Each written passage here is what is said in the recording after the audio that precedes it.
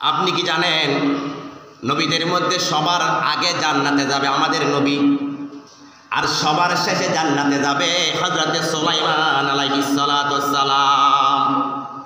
আমাদের নবী কেন আগে জান্নাতে যাবে জানেন?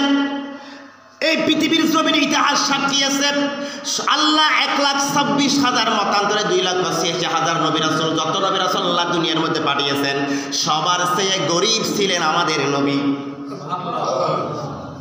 সবার চেয়ে গরিব ছিলেন আমাদের নবী, সবার চেয়ে কষ্ট বেশি সহ্য করেছেন আমাদের নবী, সবার চেয়ে আবার আল্লাহকে রাজি করেছেন আমাদের নবী। এই জন্য আমাদের নবীর সম্পদ ছিল না, টাকা পয়সা সে কিছুই ছিল না। এই জন্য সবার আগে আমাদের নবীর তো কোনো হিসাব হবে না, কোনো হিসাবের সম্মুখীন দিতে হবে না, কারণ নবীর তো সম্পদই ছিল না। সম্পদ থাকলেই তো হিসাব দিতে হবে। আমাদের নবীর কোনো সম্পদ ছিল না। দেখেন এবার আসেন, রসুল যেদিন দুনিয়া থেকে বিদায় হয়ে যাবেন আল্লাহ রসুলের বাড়ির মধ্যে 6.5 দিরহাম টাকা মজুদ ছিল। আয়েশাকে বলেন, আয়েশা আমি কিছুক্ষণের মধ্যে দুনিয়া থেকে বিদায় হয়ে যাব, আমি রসুল জীবনে কোনোদিন সম্পদ জমা করি নাই, টাকা পয়সা বিল্ডিং আমি বাঁধি নাই, আমি আরামের মধ্যে ছিলাম না দুনিয়ার মধ্যে, আমি রসুল কিছুক্ষণের মধ্যে দুনিয়া থেকে চলে যাব। এই মুহূর্তে আমি জানতে পারছি আমার বাড়ির মধ্যে 6.5 দিরহাম টাকা মজুদ আছে। আমার জানটা চলে যাওয়ার আগে, আমি দুনিয়া থেকে বিদায় হওয়ার আগে টাকাগুলো সদকা করে দাও। আমি এমন অবস্থায় দুনিয়া থেকে যাব একটা পয়সাও আমার দুনিয়ার মধ্যে মজুদ থাকবে, জমা থাকবে। আমি রসুল রাখতে চাই না, এরকম জীবন আমি চাই না। সমস্ত টাকা পয়সা থাকলে দান করে দাও, এইরকম অবস্থা আল্লাহর সাথে সাক্ষাৎ করবো। সুবহানাল্লাহ। এখন আপনি দেখেন কত সম্পদ আপনি দুনিয়ার মধ্যে রেখে যাচ্ছেন। আপনি মারা গেছেন, সম্পদ জোগাড় করার জন্য আল্লাহর কাজ বাদ দিয়ে দিয়েছেন, নামাজ বাদ দিয়ে দিয়েছেন, আপনি সমস্ত কিছু বাদ দিয়ে দিয়েছেন, আল্লাহকে ভুলে গেছেন। এই সম্পদ আপনি জমা করতে করতে অনেক হয়ে গেছে, কিন্তু আপনি হঠাৎ মারা গেছেন, কিছুই কবরে নিতে পারেন নাই। কিতাব সাক্ষী আল্লামা ইমাম গাজ্জালী বলেন, হযরতে বাদশাহ সিকান্দার যেদিন মারা গিয়েছেন, মারা যাবার আগ মুহূর্তে ওসিয়ত করলেন সন্তানদেরকে, সন্তানরা আমাকে লাশের কাটিয়ার মধ্যে তোলে আমার যত বাদশাহী, যত আমি যতটুকু জায়গা আমি শাসন করেছি সমস্ত জায়গার মধ্যে আমার লাশটা ঘুরাবে, গোটা দুনিয়ার মধ্যে আমার লাশটা ঘুরাবে, এবং আমার 2টা হাত কাফনের ভিতরে, কাফনের বাহিরে বাইর করে দিবে। কেন? সমস্ত দুনিয়ার মানুষকে জানতে হবে আমি বাদশাহ ছিলাম, আমি একজন বাদশাহ ছিলাম। বাদশাহ থাকার পরেও, সম্পদওয়ালা হওয়ার পরেও আজকে আমি আল্লাহর কাছে চলে যাচ্ছি, একটা টাকাও একটা পয়সাও আমি নিতে পারছি না। 2টা হাত, খালি হাতে আমাকে আল্লাহর দরবারে চলে যেতে হচ্ছে। আমার 2টা হাত দেখে দেখে এই উম্মতের শিক্ষা নিতে হবে। এই জন্য আমি মারা গেলে 2টা হাত কাফনের বাহিরে বাইর করে দিয়ে আমাকে চতুর্থ সারা রাষ্ট্র আমাকে ঘুরাবে। সুবহানাল্লাহ। দেখেন, আপনি দেখেন, এই জন্য মুসলমান যাদের সম্পদ বেশি তাদের হিসাব বেশি, যাদের টাকা পয়সা বেশি তাদের হিসাব বেশি। নবীদের মধ্যে সবার শেষে জান্নাতের মধ্যে যাবে সুলাইমান আলাইহিস সালাতু ওয়াস সালাম। বাদশাহ ছিলেন, সম্পদ বেশি থাকলে হিসাব বেশি দিতে হবে।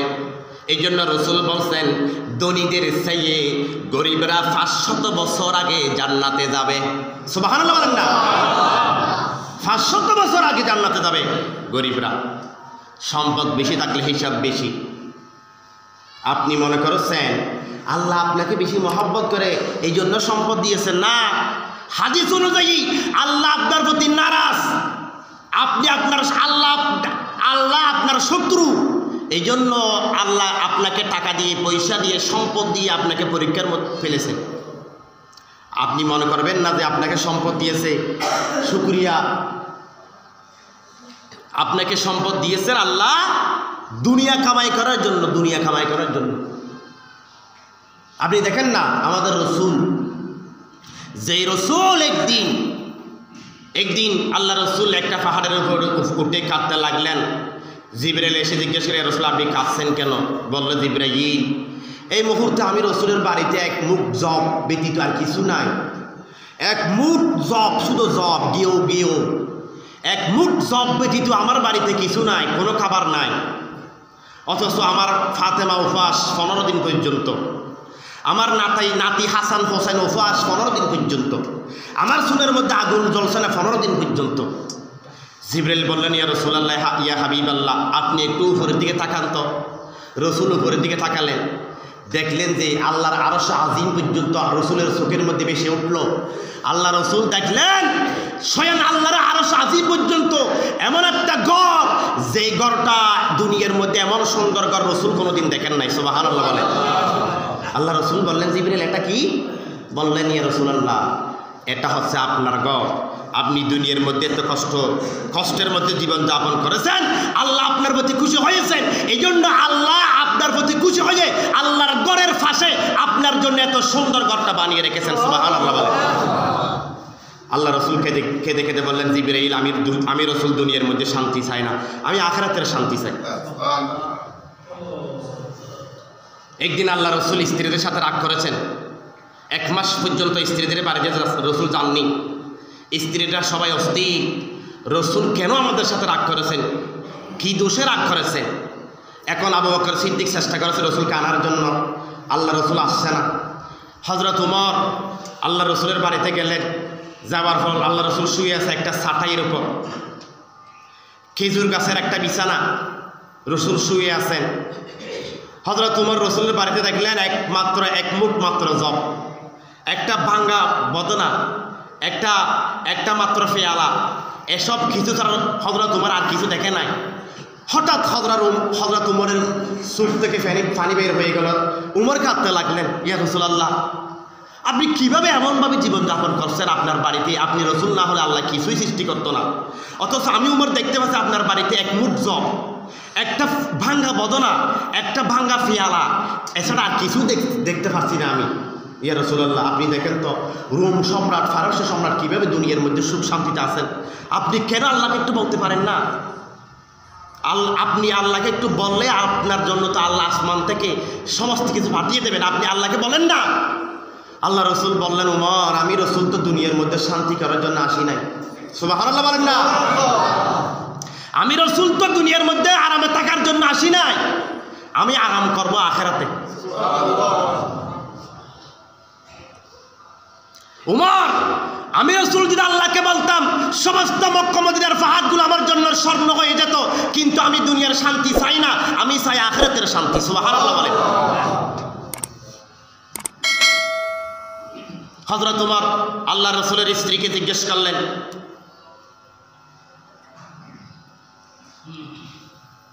আল্লাহ রসুলের সবচেয়ে ভালো বিছানা কি ছিল? রসুলের স্ত্রী বললেন, আল্লাহ রসুলের সবচেয়ে ভালো বিছানা ছিল ছাগলের এই সালার সর। রসুলের সবচেয়ে ভালো বিছানা ছিল সালার সর। রসুল যখন ঘুমাতেন একটা সালাকে 2 ভাঁজ করে দিতেন একটু আরামের জন্য, 2 ভাঁজ করে দিলে রসুল একটু আরাম পেতেন। একদিন মা আয়েশা এই সালাটাকে 3 ভাঁজ করে দিলেন রসুল একটু বেশি আরাম পাওয়ার জন্য। তখন সেই রাতে রসুল তাহাজ্জুদের নামাজ পড়তে উঠতে পারে না। সকালবেলা যখন হলো, আয়েশাকে বলেন, আয়েশা, আজকে রাতে বিছানার অবস্থা কি হলো? তুমি হয়তো একটু আরাম পাওয়ার জন্য বিছানাকে তুমি 3 ভাঁজ করে দিয়েছিলে। আয়েশা বললেন, রাসূলুল্লাহ, আপনি প্রত্যেকদিন যখন একটা সালার মধ্যে ঘুমাচ্ছেন আপনার ফিটের মধ্যে দাগ পড়ে গেছে, আমার মায়া লাগছে আপনার প্রতি, আজকে একটু আপনার জন্য আরামের জন্য একটা সালাকে 3 ভাঁজ করে দিয়েছি যাতে একটু আরাম পাবেন। আয়েশা, আজকে থেকে নিষেধ করে দিচ্ছি, কোনোদিন এই সালাটাকে 3 ভাঁজ করে দিবে না। আজকে 3 ভাঁজ করে দেওয়ার কারণে একটু আরাম বেশি পেয়েছি, বেশি আরাম পাওয়ার কারণে আজকে আমি রাতে তাহাজ্জুদ নামাজ পড়তে পারি নাই, আরাম পাওয়ার জন্য আল্লাহকে ডাকতে পারি নাই। সুবহানাল্লাহ। আজকে আপনি আরামের বিছানায় ঘুমাচ্ছেন, সেই রসুল কিভাবে ঘুমাচ্ছেন, আপনি কিভাবে ঘুমাচ্ছেন? আমাদের তো বিছানার কোনো অভাব নাই, টাকা পয়সার কোনো অভাব নাই, শান্তির কোনো অভাব নাই। আপনি শান্তি থাকবেন ঠিক আছে, আপনি আল্লাহকে কেন বাদ দিয়ে দিয়েছেন? আল্লাহকে কেন ভুলে গেছেন? আল্লাহ আপনাকে সম্পদ দিয়েছে ঠিকই, আপনি শুকরিয়া করেন না নামাজ পড়ে পড়ে। যে আল্লাহ আপনাকে এত বিরাট বড় মানুষ করে সে সম্পদ দিয়েছে, টাকাওয়ালা বানিয়েছেন, তার শুকরিয়া করেন না সিজদা করে করে। আপনি দেখেন না, রসুলের কথা ভাবেন না। আল্লাহ রসুলের সবচেয়ে ভালো বিছানা ছিল সালার সর। আল্লাহ রসুলের সবচেয়ে ভালো খাবার ছিল এই শুকনো খেজুর, এই শুকনো জব, শুকনো খেজুর, এগুলো রসুলের ভালো খাবার ছিল। অথচ রসুল কিভাবে দুনিয়ার মধ্যে কষ্ট করে জীবনযাপন করেছেন, আমরা কিভাবে করছি মুসলমান। এই জন্য গরিবদের দাম, কিয়ামতের ময়দানে গরিবদের পক্ষে আল্লাহ থাকবেন, গরিবদের পক্ষে কে থাকবেন? এই জন্য হাদিসের মধ্যে আছে হযরতে বেলাল বেশি গরিব ছিল। বেলালের সে গরিব সাহাবীদের মধ্যে কেউ ছিল না। এত গরিব হওয়ার কারণে সেই বেলাল যখন কিয়ামতের ময়দানে যাবে, আল্লাহ জিজ্ঞেস করবে আইনা বেলাল, বেলাল কোথায়? বেলাল কোথায়? বেলালকে ডাকো, একটা আজান দিতে বলো। আজকে বেলাল থেকে কোনো হিসাব নাই, একটা আজান দিতে বলো। এই আজানটা বেলালের জন্য নাজাতের জরিয়া হয়ে যাবে। সুবহানাল্লাহ। সমস্ত সাহাবীরা আল্লাহকে কিভাবে রাজি করেছেন আপনি জানেন? কেউ গরিব ছিল না, সাহাবীদের মধ্যে কেউ গরিব ছিল না। আশরায়ে মুবাশশারার যত 10 জন সাহাবী তারা বেহেশতের সুসংবাদ পেয়েছিলেন, তারা সবাই ছিলেন নেতা, সবাই ছিলেন লিডার, সবাই সাইয়্যিদ ছিলেন, এক এক দেশের রাজা ছিলেন। কেউ গরিব ছিল না, সবাই কুরাইশ বংশের ছিলেন। কেউ মদিনার সাহাবী নয়, সবাই কুরাইশ বংশের ছিলেন। 10 জন আশরায়ে মুবাশশারার সাহাবী। আবু বকর সিদ্দিক গরিব ছিল না, মক্কার সবচেয়ে বড় ব্যবসায়ী আবু বকর সিদ্দিক। এমন ব্যবসায়ী আবু বকর সিদ্দিক ছিলেন, ইসলাম গ্রহণ করার আগে আবু বকর সিদ্দিকের 300 স্বর্ণের দোকানের মালিক ছিল। সুবহানাল্লাহ বলেন। ওটের এত লম্বা লাইন ছিল, এক পাশে দেখা গেলে আরেক পাশে দেখা যেত না, এত বিশাল বিশাল ওটের লাইন ছিল। সে আবু বকর সিদ্দিক যখন মুসলমান হলো, আল্লাহর জন্য দিতে দিতে, ইসলামের জন্য দিতে দিতে, আল্লাহর রসুলের জন্য দিতে দিতে, কোরআনের জন্য দিতে দিতে এমনভাবে গরিব হয়ে গেলেন যে একবার মসজিদে নববীতে যখন খুতবা দিতে উঠলেন, আবু বকর সিদ্দিকের জুব্বা মোবারক দেখে উমর ফারুক কান্নাকাটি শুরু করে দিয়েছেন। সুবহানাল্লাহ বলেন। কেন কাঁদছেন? উমর বললেন, ভাই আবু বকর, আপনি তো এমন বড় মানুষ ছিলেন, মক্কার মধ্যে সবচেয়ে বড় ব্যবসায়ী আপনি ছিলেন, মক্কার মধ্যে সবচেয়ে ধনী মানুষ আপনি ছিলেন। অথচ যে মানুষটা 300 স্বর্ণের দোকানের মালিক ছিল, যেই মানুষটা এত লম্বা উঠছিল যে এক পাশে দেখা গেলে আরেক পাশে দেখা যেত না, এই মানুষটা ইসলামের জন্য এত নিঃস্বার্থভাবে দিতে দিতে এমন গরিব মানুষ হয়েছেন।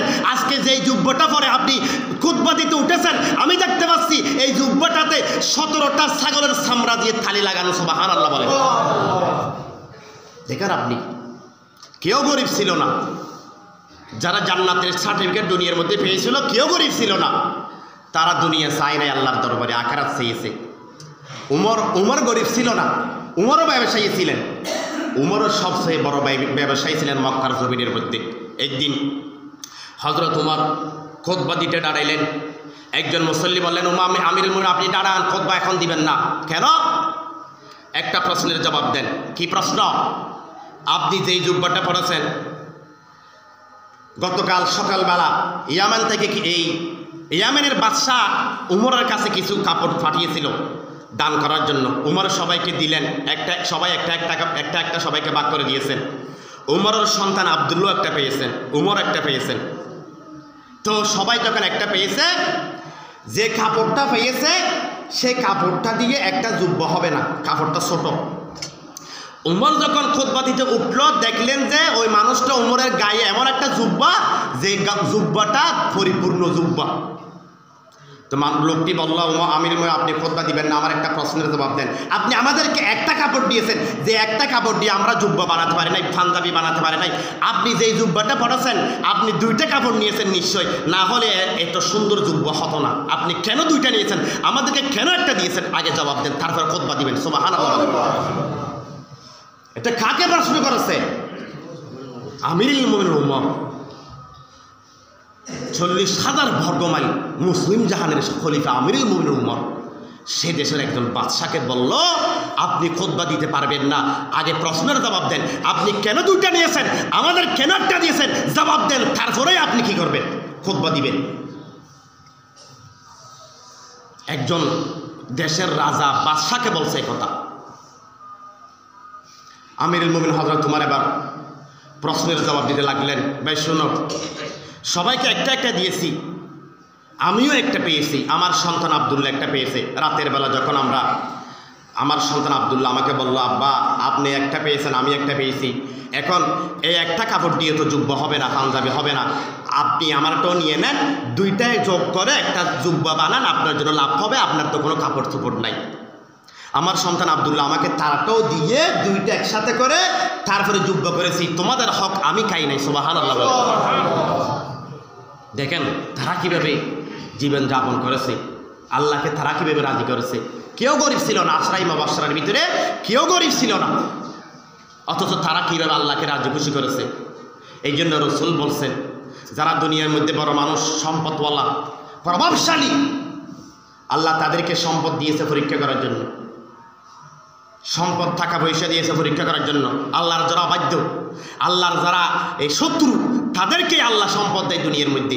আবার আল্লাহর যারা প্রিয়, আল্লাহর যারা বন্ধু, আল্লাহর যারা আনুগত্য করে, আল্লাহ তাদেরকে দুনিয়ার মধ্যে সম্পদ দিবে না। বিপদের মধ্যে, মুসিবতের মধ্যে, অসুখের মধ্যে সব সময় লাগবে আল্লাহ। এই জন্য আমাদের মধ্যে কিছু মানুষ বলে, শুধু আমাকে পায় আল্লাহ, আর কাউকে দেখে না, অসুখ দেওয়ার জন্য, বিহারাম দেওয়ার জন্য, মুসিবত দেওয়ার জন্য, শুধু আমাকে আল্লাহ দেখে। আপনাকে দেখেছেন, আপনি শুকরিয়া করেন আল্লাহ, কারণ আপনার প্রতি আল্লাহ রাজি আছে, এই জন্য আপনাকে বিপদ আল্লাহ দিয়েছে। সম্মানিত হাজিরিন, এই যে একটা ঘটনা আপনাদের আগে বলেছি, এখন শিক্ষা নেওয়ার জন্য আরেকটু মনে করে দিচ্ছি। রসুলের একজন সাহাবিয়া স্বামীকে বললেন, আমাকে তালাক দেন। স্বামী বলল, কেন দেব না, তালাক দেন। আজকে প্রায় 5 বছর হয়ে গেল আপনার সংসার আমি করছি, আমি আপনার সংসার করব না, আমাকে তালাক দেন। স্বামী বলল, কেন তালাক দিব, তুমি তো আমার কোনো দোষ করনি, আমাদের মধ্যে কোনো ঝগড়া ফাসাদ হয়নি, কেন তালাক দিব। ঠিক আছে, তালাক যখন দিতে হবে রসুলের কাছে যাই, রসুল যদি এই ফয়সালা দেবে আমি সেটা মেনে নেব। যখন রসুলের কাছে যাওয়ার জন্য বের হলেন, যেতে যেতে অর্ধেক গেলেন, যাওয়ার পরে কোনো একটা জিনিসের সাথে লেগে দুজন আসার খেলেন। আসার খাওয়ার পরে এবার স্ত্রী বললেন, স্বামী রসুলের দরবারে আর যেতে হবে না, বাড়িতে চলে যায়। স্বামী বলল, কেন, তুমি না এখন বলছো রসুলের দরবারে যাবার জন্য। বলল, যে কাজের জন্য রসুলের দরবারে যাচ্ছি, কাজটা এখন হয়ে গেছে, এখানে যেতে হবে না। কেন? স্ত্রী বলল, স্বামী আজকে 5টা বছর হয়ে গেল আপনার সংসার করছি, 5টা বছরের ভিতরে কোনো বিপদ আমাদের কাছে আসে নাই, কোনো মুসিবত আসে নাই, কোনো অসুখ আমাদের কাছে আসে নাই, একটা বিপদও আসে নাই। হাদিসের মধ্যে আছে, আল্লাহ যাকে বিপদ দেয় তার প্রতি আল্লাহ খুশি থাকে। হাদিসের মধ্যে আছে, যার প্রতি আল্লাহ খুশি তাকে আল্লাহ বিপদ দেয়, তাকে মুসিবত দেয়। তাহলে আজকে 5টা বছর সংসার করছি, একটা বিপদও আমাদের বাড়িতে আসে নাই, আমাদের উপর আসে নাই। তাহলে 5টা বছর পর্যন্ত আল্লাহ আমাদের প্রতি নারাজ, 5টা বছর পর্যন্ত আল্লাহ আমাদের প্রতি খুশি নাই। যে আল্লাহ আমাদের প্রতি খুশি নাই, তে দুনিয়াতে বেঁচে থাকে কি লাভ? আল্লাহকে যদি খুশি করতে না পারি, রাজি রাখতে না পারি, আল্লাহকে যদি আমাদের প্রতি রাজি রাখতে না পারি, তাহলে দুনিয়াতে থেকে কি লাভ? এই জন্য আমাকে তালাক দিতে বলছি, আল্লাহ আমাদের প্রতি নারাজ নাই। এই জন্য যাওয়ার পরে যখন আমরা দুজন আঘাত পেয়েছি, তাহলে আঘাত যখন পেয়েছি তখন আমার বুঝে এসেছে আল্লাহ আমাদের প্রতি রাজি হয়েছেন, এই জন্য আমাদেরকে আল্লাহ আঘাত দিয়েছেন। সুবহানাল্লাহ। এই জন্য আপনাকে যখন আল্লাহ বিপদের মধ্যে রাখবেন, অসুখের মধ্যে সবসময় অসুখ থাকবে, সবসময় বিপদের মধ্যে থাকবেন, বুঝতে হবে আপনার আল্লাহ আপনার প্রতি রাজি আছে, খুশি আছে। আপনি টেনশন করবেন না। যাদের জীবনে একবারও অসুখ হয়নি, যেমন ফেরাউনের জীবনীতে আছে 600 বছর পর্যন্ত ফেরাউনের কোনো দিন একটা জ্বর সর্দি কাশি হয় নাই। আচ্ছা, মানুষটা জান্নাতের জাহান্নামী, যে মানুষটার 600 বছর পর্যন্ত জ্বর সর্দি কাশি হয় নাই, মানুষটা জাহান্নামী। আল্লাহ তাকে একটা বিপদের মধ্যে আল্লাহ একটা বিপদের মধ্যে তাকে ফেলছেন না, কারণ আল্লাহ জানে সেই জাহান্নামী, তাকে বিপদের মধ্যে ফেলে কি লাভ আল্লাহর হবে, কারণ সেই তো অবশ্যই মারা যাবার পর জাহান্নামে যাবে। এই জন্য বন্ধুগণ, আল্লাহ আপনাকে বিপদ যখন দিবে, মুসিবত যখন দিবে, আপনি খুশি থাকবেন। সম্মানিত হাজিরিন, সম্পদ যখন আল্লাহ আপনাকে দিবে আপনি খুশি থাকবেন, শুকরিয়া আদায় করবেন। আপনি সম্পদ পেয়ে, টাকা পয়সা পেয়ে আরেকজনকে জুলুম করবেন, বাইকে মারবেন, বাইকে মানুষ বলে মনে করবেন না।